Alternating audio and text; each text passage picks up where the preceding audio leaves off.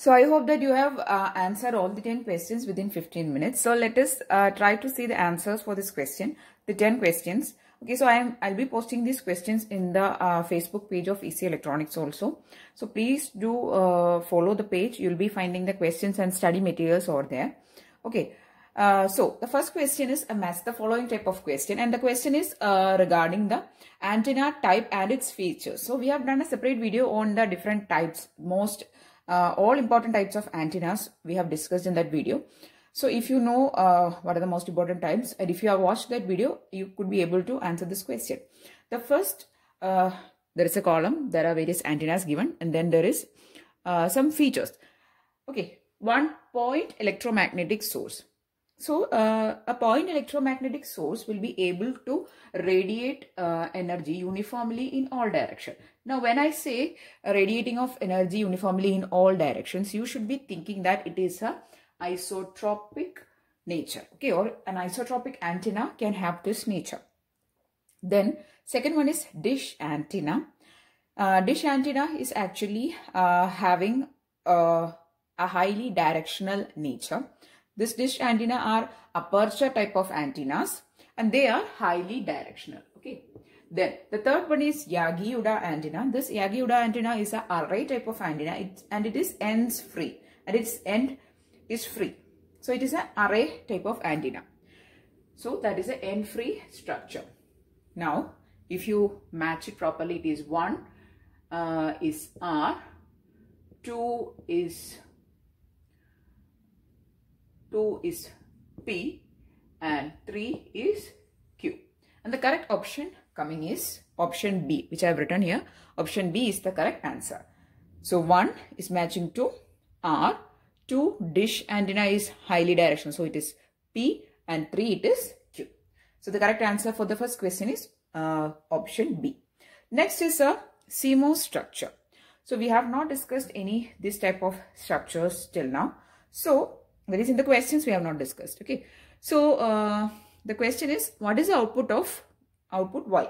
So this is the output. And what is this function? That is a question. Now whenever you are seeing a series connection of this is NMOS structure, this is PMOS. So this is a complementary MOSFET structure or a CMOS structure. Okay. So this series connection is indicating a AND operation. And whenever you are seeing a parallel connection like this,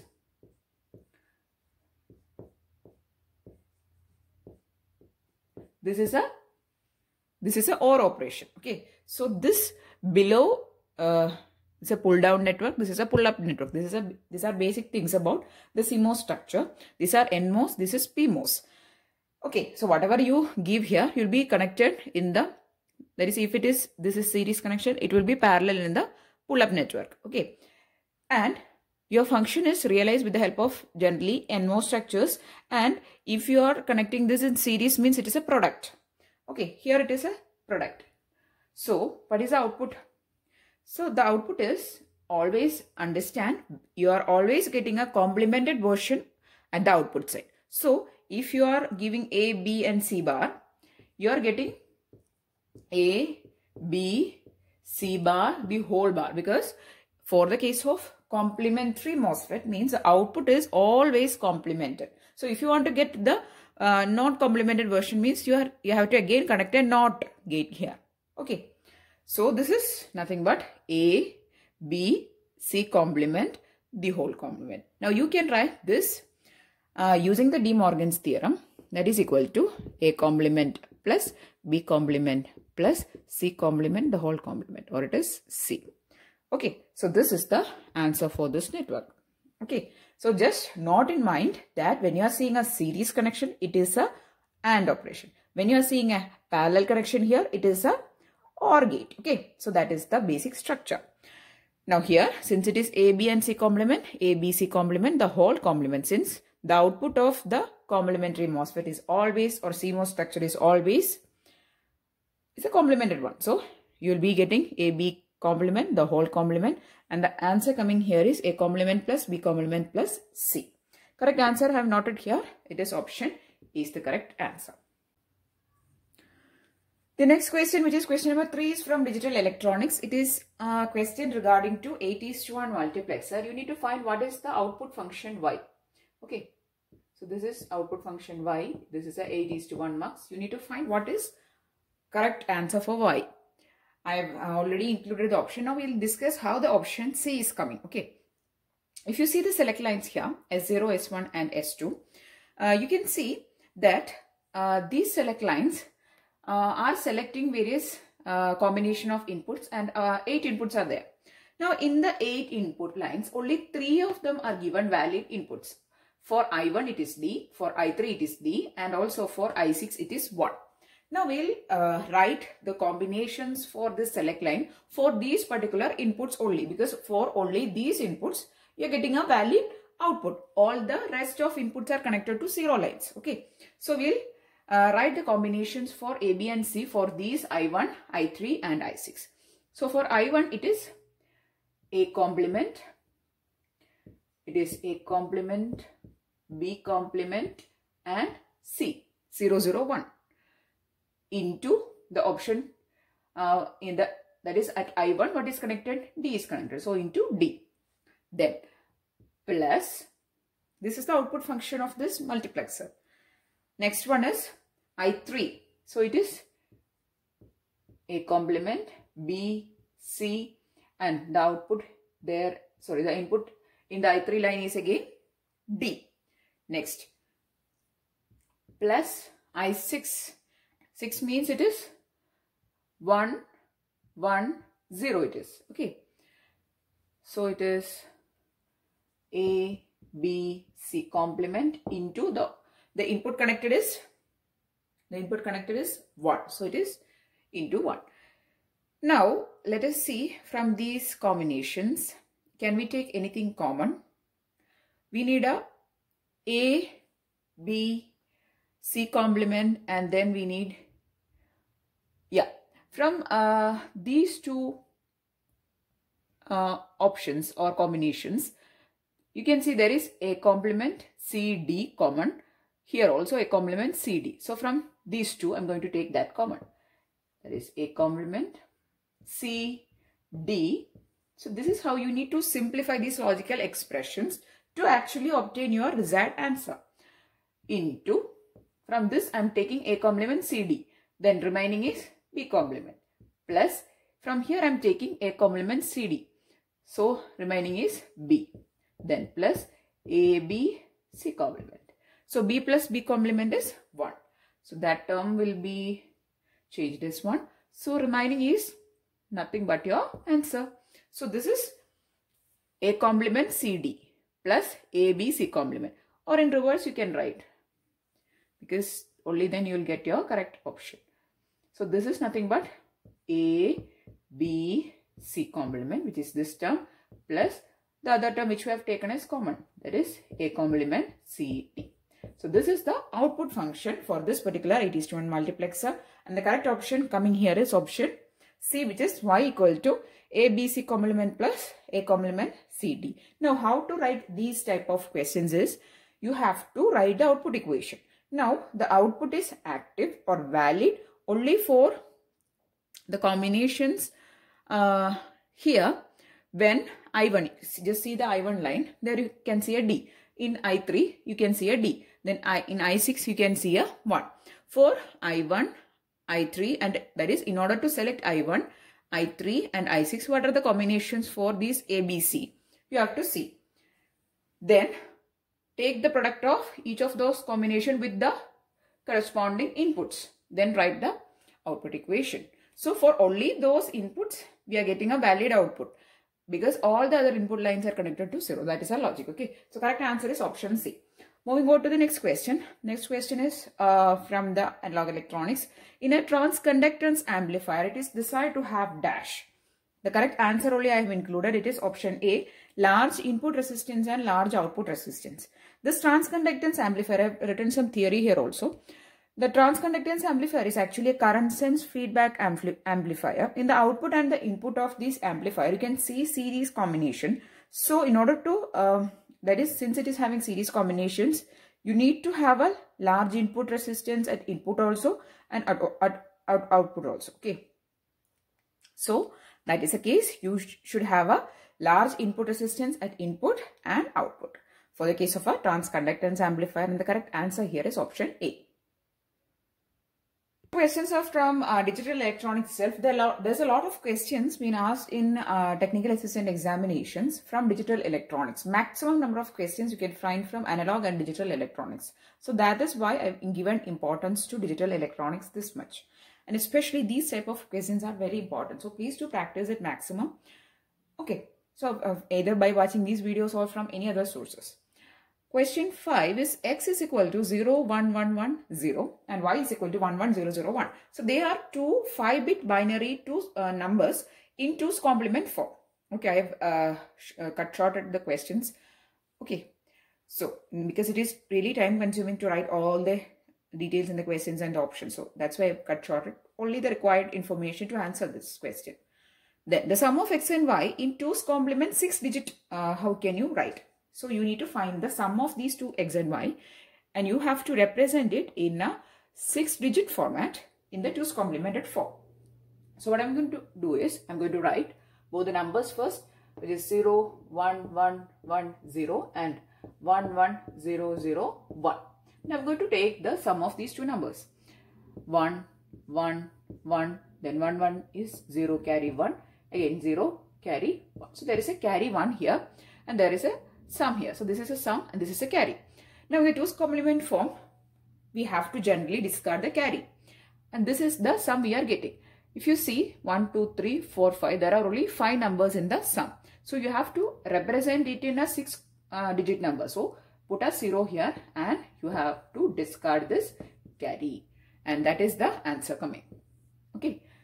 0, 0, 0, 1, 1, 1 is the answer. And the correct option here is option C. So what you have to do is, in order to perform a 2's complemented addition, just add the two numbers. Okay. And then you have to, the only key point is you have to represent the number in 6-digit form. So please don't take the carry because we discard the carry in 2's complement form. Just put a 0 here in the lower nibble on the lower side and you'll be getting your 6-digit number. Okay. The correct answer here is option C. Next question is from a Boolean gate simplification or realization. A Boolean function y is equal to AB plus CD need to be realized only using 2 input NAND gates. The number of gates you need to find. Okay. The correct answer coming is option B, which is 3. Okay. I've written it as C. It is not C. It is 3. 3 gates you require. Now how can you realize? Let's see. You can only use NAND gate. So there is a NAND gate here. You can see there is a product term and a product term. What I'm going to do is I'm going to start attempting the question. So I'm going to just take 2 NAND gates vaguely and I'm going to apply this inputs A and B because you can see here A and B are seen as a product term. So I'm going to just take a NAND gate and I'm going to apply it.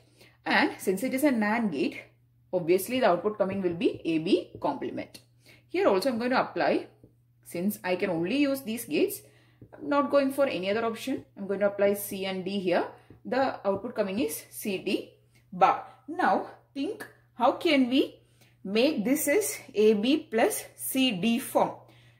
We know if you take the product of AB complement into CD complement the whole complement, then what will you get? It will be AB complement the whole complement plus CD complement the whole complement, right?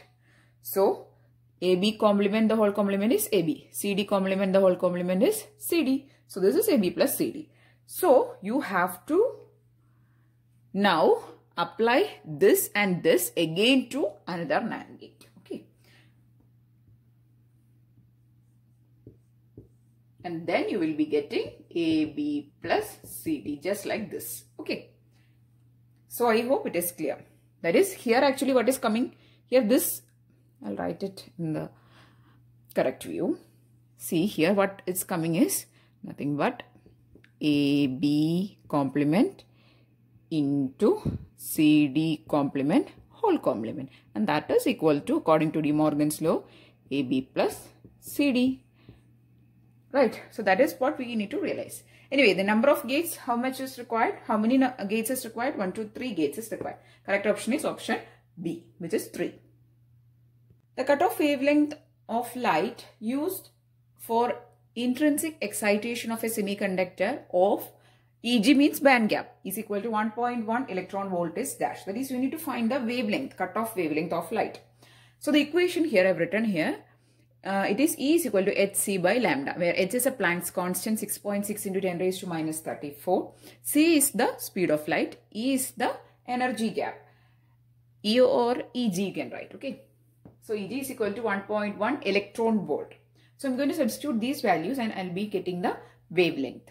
Right. So what is E? It is 1.1 in electron volt. So into charge of an electron. That much of voltage it is. So what is the charge? 1.6 into 10 raised to minus 19. Right. So you have to substitute 1.6 into 10 raised to minus 19 is equal to, write it here, okay. 1.1 into 10 into 1.6 into 10 raised to minus 19 is equal to 6.6 into 10 raised to minus 34 into 3 into 10 raised to 8 by lambda. So from this you'll be getting lambda, you can take it here, and is equal to 1.1 into 1.6 into 10 raised to minus 19. And if you solve, you'll get lambda is 1.125 micrometers. So you'll be getting some value in micrometers. Okay, so the wavelength is in micrometers. Okay, so lambda is 1.125 micrometer. Correct option here is option B is the correct answer.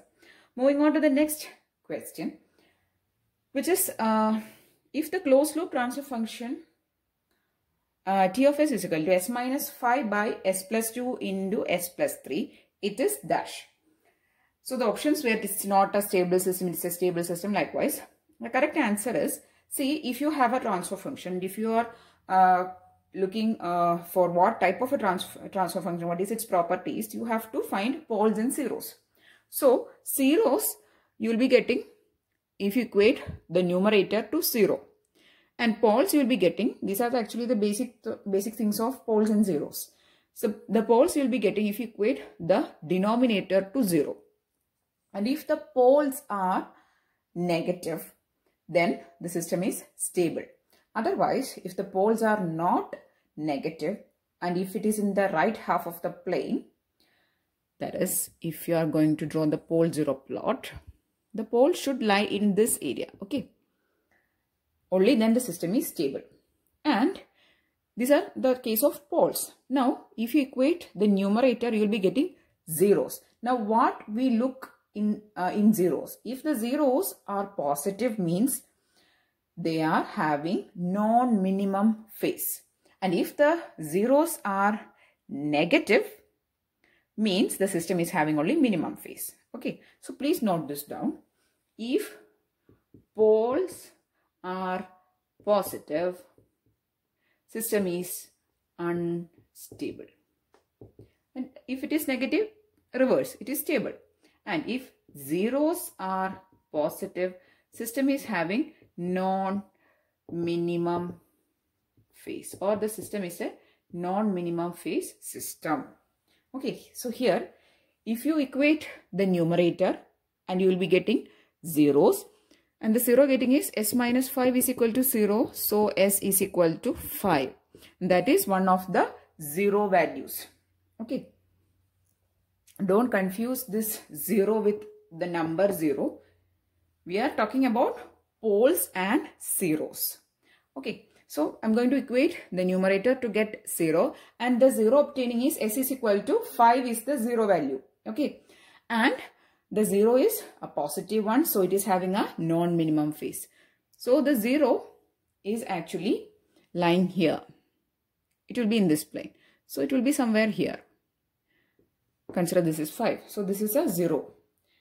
The poles we are getting are s plus 2 is equal to 0. So s is equal to minus 2.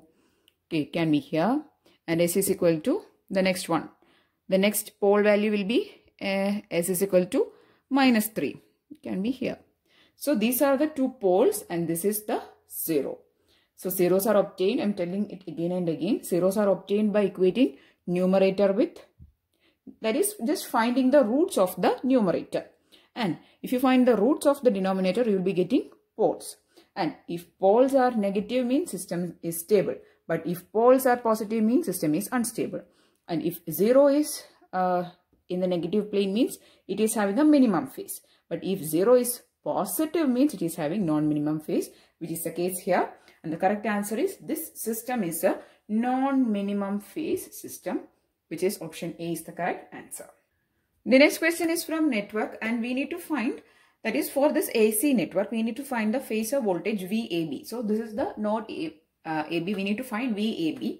And here we can see there is a current source. There are two branches with resistance and capacitance, and that is having an imaginary term also. So we need to find the impedance, resultant impedance of these two branches, and then we need to find the voltage. So for that we will find the impedance and we will find multiply it with the current value. The current value is 5 angle 30.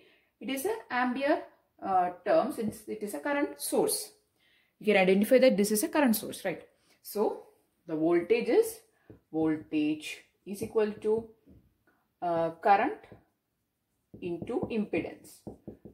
Since it is imaginary term, it is an impedance value. So current into impedance. Current is 5 angle 30 degree into impedance is, for this branch it is 5.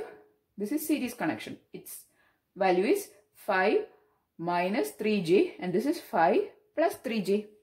And these two branches are in parallel. So take the parallel connection of that. So the resultant is 5 minus 3j into 5 plus 3j. I'm applying the parallel formula. So the denominator it is 5 minus 3j plus 5 plus 3j. That is, if you have R1 and R2, I'll write it here. I hope you can see. Okay, I'll write it here. Okay, that is, if R1 and R2 is in parallel, how will the resultant be? R1 R2 by R1 plus R2, right? Similarly, here this and this is in parallel. So 5 minus 3j and 5 plus 3j in parallel. So I have applied the parallel equation. Okay, so you have to solve for this term, and the resultant you will be obtaining here is equal to 3.4. Okay, it is very simple to solve because the denominator is getting cancelled and the numerator, you know, it is a sum of the squares. So the resultant is 3.4. So 3.4 into 5 is 17. So the resultant coming is 17 angle 30 degree. There is no angle term here, so multiply with the magnitude term. Okay, so 3.4 into 5. 3.4 into 5 is 17. The angle remains the same, 30 degree. So the correct answer is 17 angle 30 degree. Okay. So the correct answer for the question 9 is option D is the correct answer. The only difficulty is in solving the parallel equation for 5 minus 3j and 5 plus 3j. That is R1 R2 by R1 plus R2. You have to solve it. Okay. Moving on to the next question. If Laplace transform of y of t is y of s and y of s is 1 by s into s minus 1, the final value is dash. So that is, you have to apply final value theorem here. So before or in order to apply the final value theorem, you have to look for the poles. The poles are s is equal to 0 and then that is in the denominator there is s and s minus 1. So the next pole is s minus 1 is equal to 0, that is s is equal to 1 is the next pole. And the condition for applying final value theorem is that all the poles should be in the left half of the plane. That is, all poles should be negative. But here you can see there is one pole which is equal to s is equal to 1 is there. So there it means there are poles in the left half of the plane. So you cannot apply final value theorem here. We have already discussed about final value theorem and everything in the formula revision video of control systems. Okay, so please do have a look about the formula revision videos. So you cannot apply final value theorem here, and the answer is the final value is actually unbounded, since s minus 1 is equal to that is, if you equate the poles, you can see that the poles are lying in the left half of the plane. But for applying final value theorem, there should not be any poles in the left half of the plane. So you cannot find the final value and it is unbounded. Correct answer is option A, unbounded. So these are the 10 questions which I have included in this video. So I really hope that you found this video useful for your preparation. If yes, please do give it a thumbs up and share these videos maximum with all the friends who's preparing for technical assistant examination or any examinations related to electronics. And if you want more videos, please do subscribe the channel. Please do follow the Facebook page. You can find the notes and materials and questions there. And if you want more videos, as I'm telling, please do subscribe. Thanks for watching and keep on watching.